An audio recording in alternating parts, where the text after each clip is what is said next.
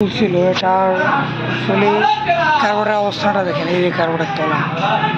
কার্বোরের piston খাইছে, সিজ করছে, এই যেমন পিস্টনে যে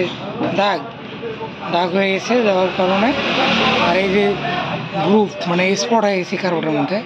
তো এই কার্বোরেটটা স্পট হওয়ার কারণে পিস্টনটা আপনার যখন বাসায় দেখেন আটকে থাকে, এটা যে একবারে পড়ে যাবে এটা পড়তেছে না।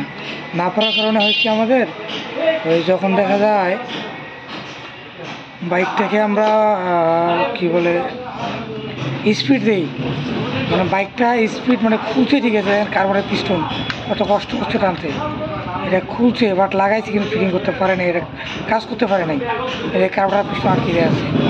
তো এটাকে আমরা সলভ করবো, মানে কার্বনের পিস্টনটা এমন স্মুথ হবে, এটা একদম সফট হবে, এটা ফেলাই দেবো,